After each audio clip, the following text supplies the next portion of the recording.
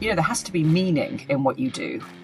And I don't think I would have taken this big entrepreneurial leap unless I felt that the mission, for want of a better word, was going to make a difference. Welcome to Lifeside Continuum. Today I get a chance to talk to Nara Daubeney, PhD. She's the co-founder and CEO of Pharma. We're actually making a completely new drug, completely new therapy. So you've got to make it, you've got to get that through regulatory, you've got to actually obviously dose participants with that. A lot of really careful planning has gone into that. And importantly, how do I show that value? We get to hear a little bit about her journey in launching a new pharma life science company and some of the challenges she's faced, but also some of the things that she feels are important and she stresses or puts her attention on as she's growing her business from the ground up. So I have to pitch it at the right level. So I have to say, well, what is your interest in this? Do you have any buy-in? And so it's that self-reflective piece of going, how do I make you as passionate about this as I am? You don't have to understand everything about it. I would like you to come away from this and think, well, that was interesting. Unlike a lot of founders that I've spoken to and work with, she really understands that brand and story and the presentation of the message is key to her success. And she gets into why that is in this interview. Thanks for hopping on with me today. Super. Thank you for having me. So tell me a little bit about your background. Tell me a little bit about the company and your journey up until today. Yeah, amazing. So it's been a colorful one, I think it's fair to say. I'll tell you a little bit about the company and then I'll tell you about my journey as well, because the two are obviously tied together. I'm the CEO of Phaim, which is an autoimmune company. We do novel therapies for autoimmune disease. It's quite unique because we're looking at actually treating. I always use the word curing very carefully because it's highly emotive, but certainly to be disease modifying for the benefit of patients. At the minute, all autoimmune disease sufferers have is actually trying to dampen down and control or suppress the naughty immune system. There's nothing there that actually is transformative. So that's essentially what Phaim Pharma does. The journey really came out of an idea, and that idea was that we shouldn't just be looking at trying to suppress immune systems, but to make it better and actually try and stop it from happening in the first place if we can. Use the word prevention, which everybody talks a good talk of, but is actually a much harder argument to make, particularly when it comes to how do you fund it. More on that later. So we've actually taken that from just an idea to actually being a clinical stage company, which has been an amazing journey. It's incredibly difficult, and I think it will feed into our later discussions, because to have an idea that you as a founder, of course, think is a brilliant idea, maybe the best idea ever, in fact, but you have to spend a lot of your time convincing people of that brilliance. So the way I segued into this is my background is I'm a doctor, I'm a surgeon by training. I trained and still work very, very part-time now in that role as an ENT surgeon, which I love. And a lot of ENT, ear, nose and throat is around immunity, because your nose, your mouth, your throat, your ears is how you interact with the outside world, particularly when you're a child, lots of things that you breathe in, etc. So I did an immunology PhD at Imperial, which is where I also trained as a doctor. And I got super interested in it. And when this tech came out of previous work that our CSO had worked on for 20 years or so, it was absolutely fascinating. And it was too good an opportunity to make substantial, sustained change in an area that at that time was really not that hot. It is now. Everybody talks a really great game of autoimmunity now. And that's also the other thing about trends. But at the time it wasn't. So it's been a much longer journey, because, of course, you want it to all happen yesterday. And I think that's just a founder, CEO type position. But yeah, so that's where we are. So it's a germinating idea of brilliance turning into a clinical stage company looking at being transformative in an area that is actually at the minute not served as well as it could be. I love that. I appreciate that. And you've had an amazing journey. Can you maybe pinpoint for a moment when you realized that maybe there was something here and you wanted to take that step into being an entrepreneur and building a business?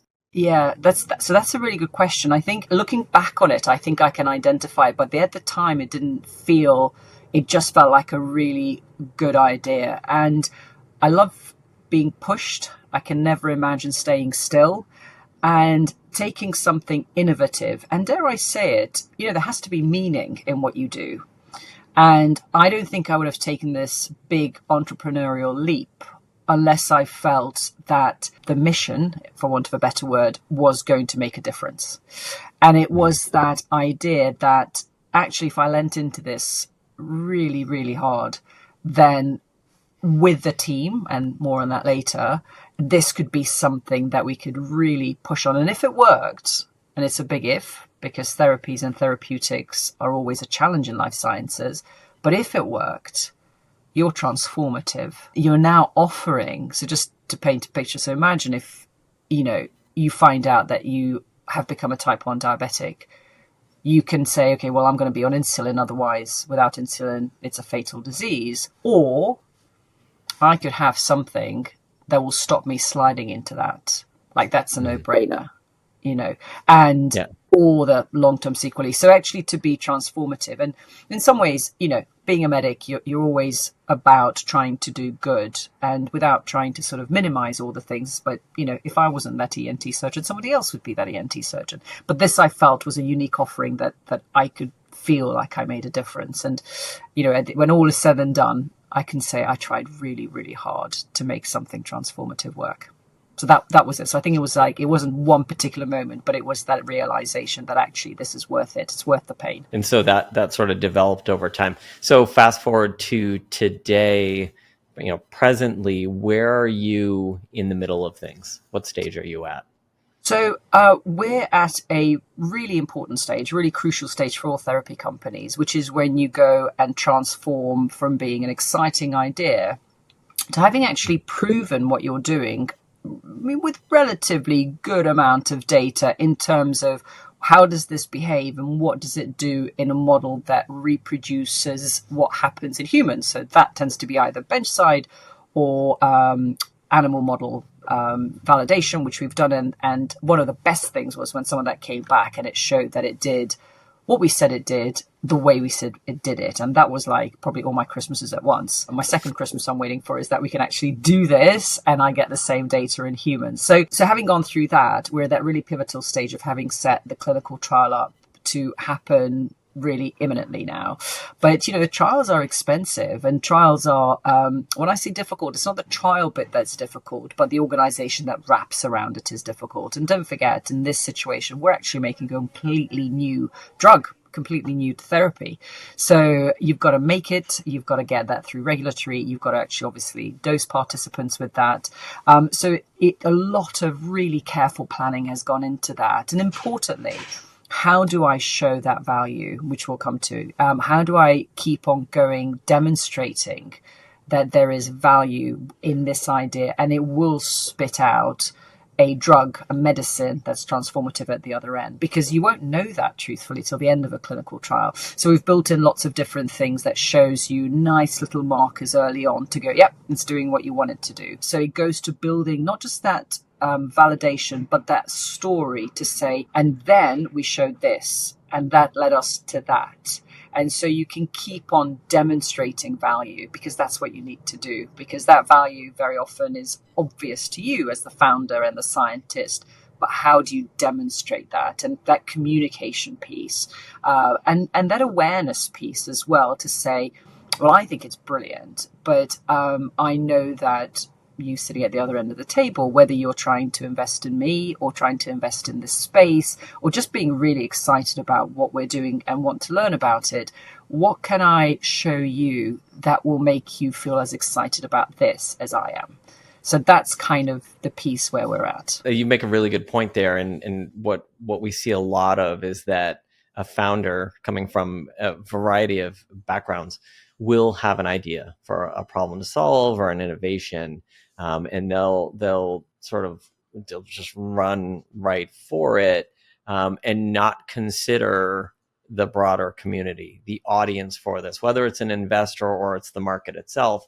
They'll be of the mindset that I'm going to solve this problem, and because I've solved this problem, everybody is going to love it and everybody is going to flock to sign up. Yeah. You have I think a different philosophy, which I think I've really appreciated. Do you want to talk about that a little bit? Yes. So it's interesting. I didn't realize I had a different philosophy until you told me I had it, because I thought, well, surely everyone thinks this way. Because I think one of the challenges is that you've got to have belief and confidence in what you're doing. Because if you don't, then no one else is going to. You can't go to collaborators, partners, commercial friends that you want to be working with, funders, investors. And unless you really, really believe in it, it doesn't have to be your baby. It doesn't necessarily have to be your piece of research per se, but you have to, as somebody who's going out there to represent your company, be really convinced as to the value. So that's the first thing. And then you have to communicate that succinctly and well. So I think one of the challenges very often is that in your head, as the founder, the scientist, the entrepreneur, you're like, the argument is easy. Look how brilliant this idea is, and look how brilliant I am in telling you about this idea. But, you have to remember that the other person has no buy-in into your passion or your mission. Why would they? Why should they? So you have to say, this is why I think it's worth that you listen to me for the 5 minutes. And so one of the real challenges that I think I'm still learning, and I'm definitely on that, where I think sometimes I've done it right and sometimes I reflect and go, I haven't done that very well, is to sort of appreciate the person I'm talking to. And that may be an individual, it may be Bill, it may be someone else, it may be a presentation, or it may be actually, the great void of the internet, a presentation, online or something. And I don't necessarily know the people on the other side. So you have to think, how do I literally pitch it? I'm not going to get into the weeds. I'm really not going to talk to you about, cell plots. Likely I'm going to send you to sleep. I can't do that. So I have to pitch it at the right level. So I have to say, well, what is your interest in this? Do you have any buy-in? And so it's that self-reflective piece of going, how do I make you as passionate about this as I am? You don't have to understand everything about it, but hopefully I would like you to come away from this and think, well, that was interesting. I'm going to have another look. You make a really good point there, and I think I want to connect some dots there. When we work with a client, we boil it down to having a fundamental understanding of, from their perspective, what's in it for them. A lot of times we sort of broadcast what we're passionate about or what we want to talk about, but we're not considering the audience and looking at it from their perspective, and that, we're all humans, and at some level we're walking around, what's in this experience for me. So when you're obviously, depending on who you're speaking with, you have a number of different message points and different levels and different context, and putting yourself in their shoes and understanding what it is that they're trying to get out of your conversation, I think is really, really important. And I think you make a good point of understanding that. Well, I try, and I think that comes from really trying to be reflective, because there's lots of times when I thought, actually, I just have not pitched this right. I've over-egged it, underdone it. I'm not at the right level of either the science or the depth. So one of the things that I think is really helpful is to go, what will make you understand what I'm trying to do better? And appreciating that it is a process, and hopefully it's an ongoing discussion. So I think some of the things when people think about their communications on a wider basis, and, to be fair, it's a real privilege to talk to someone face to face, even if I'm in London and you're on the other side of the great big pond. But which is still great, because I'm talking to you and I can see on your face whether you've understood, or actually if you're interested, or actually if I've completely sent you to sleep. But actually online, you haven't got that privilege. So you've got to say, well, who is my audience? Who do I want to see this? And what would I really like them to understand? Because they're not going to understand the whole lot, and they don't need to. But there is some really, just 3 points, if I could say, have a look at my website, and if you did that, or have a look at my LinkedIn, or come into any presentation that I give. If you walk away with my 3 take homes, job's done. If you then come and invest in me, happy days. But even if you just go away and you go, well, actually that was interesting. And I tell you, I'll give you a little anecdote that was absolutely super. So it was Jeffrey's a few weeks ago, and we were just chatting, and this guy introduced his colleague, and he said, oh, this is so and so, and he said, you won't remember me, but I heard you talk earlier this year, and you said, and he basically gave me my pitch. And I was like, wow. Wow. And honestly, Yeah. yeah. And he said, and I remembered it because he said X, Y, and Z. And you said, wouldn't it be fantastic if we didn't just think about management, but we thought about treating autoimmunity and we stopped the disease? And then he went off and I was like, oh, my job here is done. So every now and then you have these moments when you go, okay, well, that one I clearly did, but I didn't even remember it, you see. So I think that's the other thing is go, okay, that worked. I'm going to file that away and I'm going to try and communicate that as I did, because clearly that stuck. I think that's part of the net outcome of all of this is we really want people to care. We want them to remember and engage with us. And Yes, correct. if we do it at, conscious of their level, then we Yeah, have a much better chance of being memorable. We have a much better chance of, maybe not convincing, but selling yeah, an idea, or getting that education, that awareness to yeah. stick. You talk a little bit about your website, and I Mm, just to sort of give this some context. Websites are really kind of interesting in life science. mm, They sort of live in this kind of fuzzy middle ground. They really are, when they're effective, they're a hub of marketing. But I was in a conversation with somebody the other day who was concerned that his US launch wasn't going as he expected. And the mm, first thing we do is we look at the website, and he had a half of a page for a website. He didn't have a full website. And it was really a spec sheet for his technology. And I said, is this mm, all you have? And he said, well, I don't need a website to sell what I'm selling. And I think otherwise. You've taken a different approach with your website. mm. And when we spoke last, you had said you just come off a redesign of the website, even where Correct. you're at. So talk me through that. What Yeah. is your website's place in the mix, and why Yeah. did you choose to rework it recently? Such a good question. So I think you're right, because websites are, so much stuff is on social media now, LinkedIn, Insta, TikTok, all of that stuff, particularly if you are more consumer based, health tech, digitech, wearables, nutrition, that sort of stuff. You're definitely social media sort of based, particularly for sales and customer engagement. For things like life sciences and biotech, because of course we're not selling widgets, I'm not selling a nutrition supplementation. What I'm really trying to do, and I suppose it goes back to exactly that question, what am I trying to do?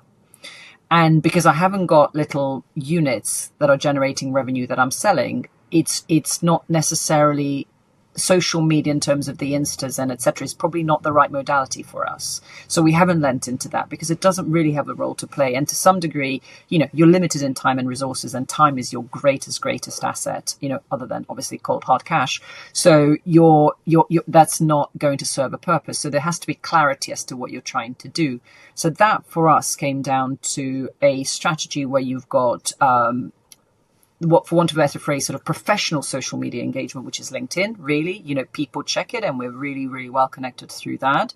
So that's one, which I'll come back to. And the other thing is obviously the website. And so you have to ask, what is it there for? And to your point, and knowing nothing about the example that you gave, I think one of the things that really is helpful is, as a founder, is have self-belief by all means, because if you don't have it, you'll get killed off within the first 30 seconds. But other than that, the next thing after your self-belief and confidence is humility. Because if you go out there and you go, because, unless, you're somebody you're Elon Musk and you've done it 50,000 times, you can be as arrogant as you like, because actually you've proven yourself. But most founders, and certainly first time ones, haven't done that. They haven't got that luxury. So, humility goes a long way. And that's not false humility. It's just really, I think, an enormous dose of self-reflection, because that's how you learn. So I think the bit that became very obvious when we first set up, you have to have a website, and the very first version was very clunky. And then the second one was great for the time, and it fulfilled a purpose, but it started looking tired and dated. And if I'm talking to you, what's the first thing you're going to do? You're going to look up my LinkedIn, so you know a bit about me, and you're going to look up my website. So very often I would get, investors would take a call, and we'd be talking, and I can tell, particularly if they're wearing glasses, that they're actually screening through the website. Okay, so what is this trying to do? What this is trying to do is, if you're landing on my website, I am not going to take you down into the weeds of antigenic immune modulation. I'm not really going to get down to the nitty gritty of T regulatory cell skewing, because actually I can tell you that when we're on the second or third follow-up call and I'm showing you data plots, right? That's the time for that.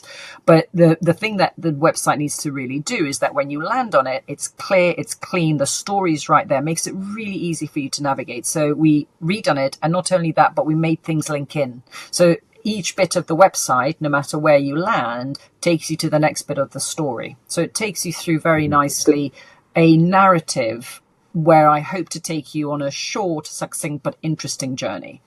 And I don't think you can do that any other way unless you engage in that. And it's been great. And you do need to make that look professional. You don't have to spend a huge amount of cash on it. You could spend all the money on it, and I don't think you need to. Quite the opposite. I think you can over egg that pudding.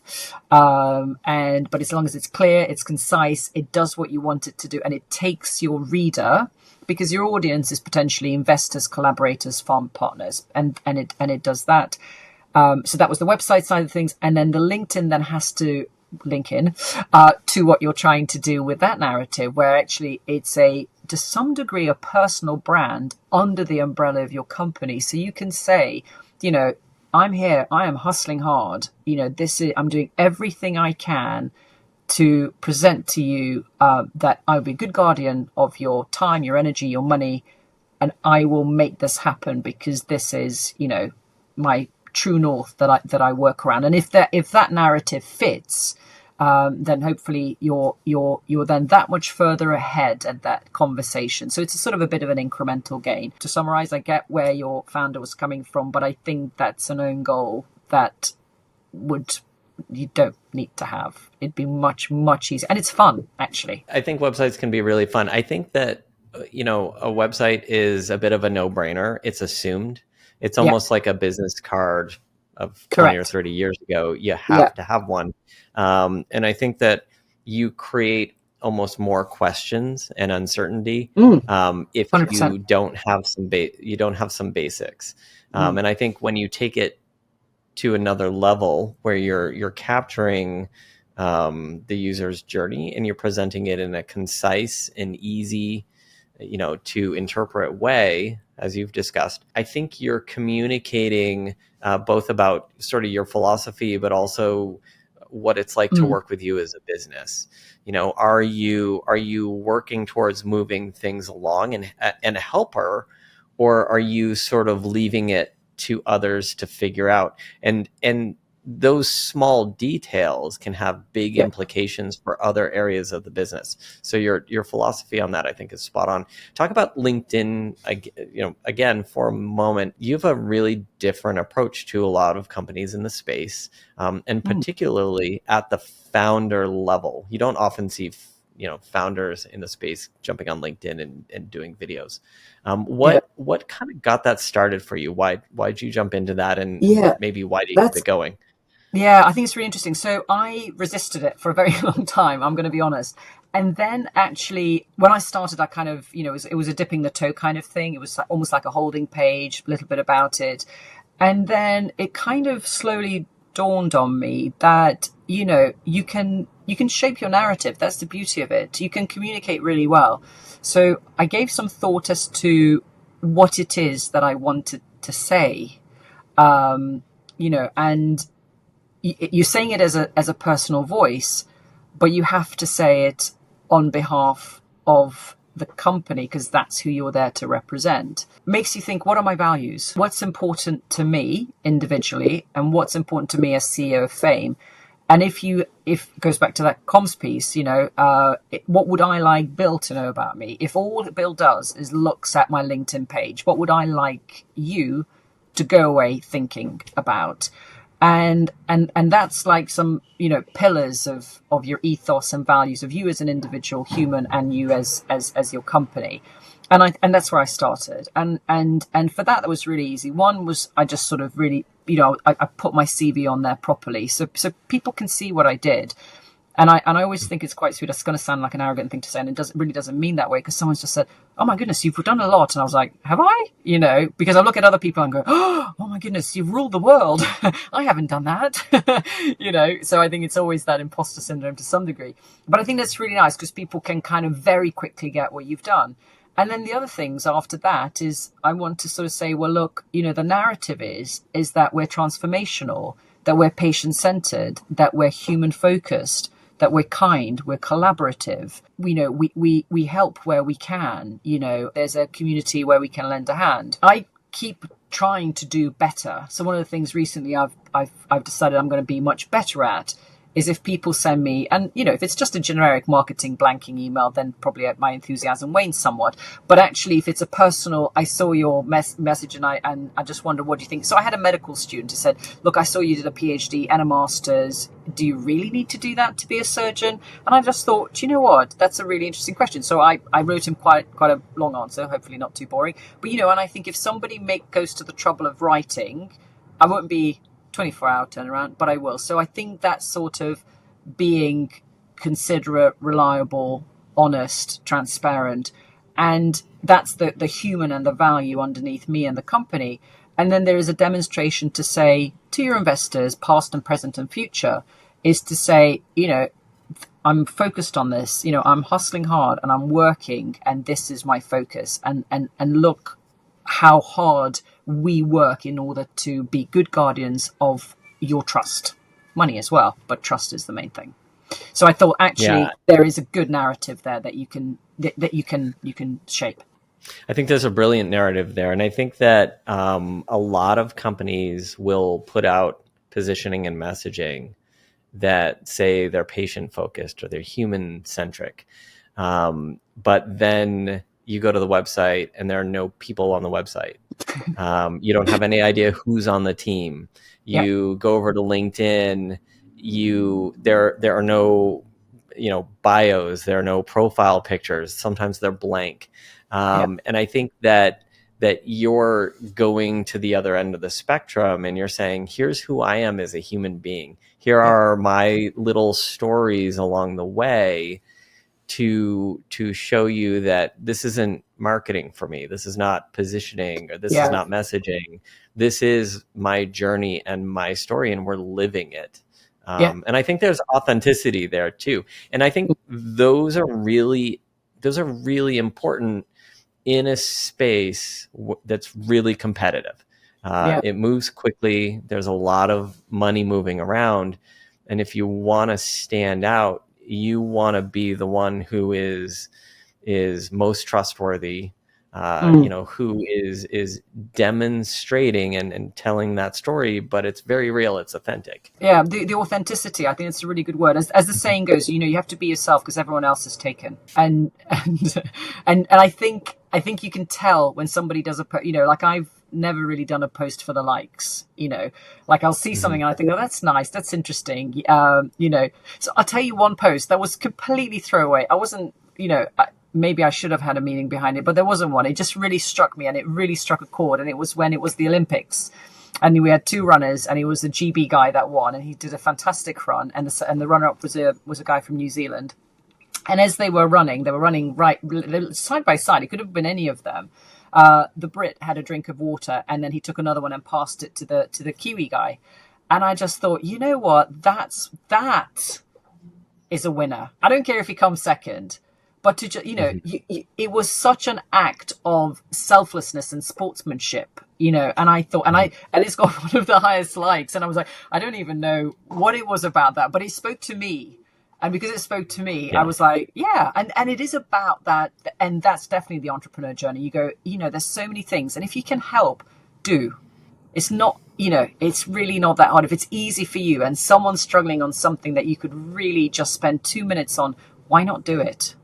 Why not do it? So, and I put something like, you don't have to dim anyone else's light to shine brighter. So it was, and that clearly sort of, if it struck a chord with me, it kind of struck. So I suppose that authenticity piece, I'll put every now and then something like that, just because it kind of struck a chord, because this is something you have to eat, live and breathe. And so, so that authenticity piece, I think, is really important. Right. And what I love about it is now you don't have to spend as much effort selling people on who you are. They can get their own view of what your journey looks like, and I love that. So I know we're close to time here, and I really appreciate you hopping on with me. I know you're busy. Can you think of a lesson or two you've learned, or maybe some things you've seen along the way that you would pass along to somebody who is, maybe go back to younger you and be a voice of wisdom and say, hey, watch out for this, or just be aware of this, or keep an eye out? So I'm an eternal optimist. So I would probably not even say watch out for things, I would say look out for things to grab, opportunities that open doors that you would have never, ever even thought about. Having started this journey, I can genuinely say that I have done things, met people, been to places that I never, ever thought I would be. And it's a privilege, and it's great. And even if it doesn't work, I will know that I've given it my best shot. Advice to anyone else is take the opportunities that come your way. Don't ask why. Why not? And fear is good. Fear is good, but embrace it. And courage is going on anyway. So that would be the advice to anyone else. To myself, I think it's advice I give myself every day. Just keep learning. Keep learning, stay humble, and watch out for all the opportunities. Because there's always, where God shuts a door, he opens a window. Absolutely. Absolutely. Well, thank you again, Nara. It's been great speaking with Pleasure. you. Appreciate it. Thank you. Thank you so much. So if you're a life science leader or product manager and you have an interesting story you'd like to share, reach out to me on LinkedIn and we'll connect. If you're interested in learning some other lessons in marketing for life sciences or in avoiding some of the big mistakes, I cover a lot of that in my LinkedIn newsletter. So I'll drop the links to those in the description below. That's it. That's the end.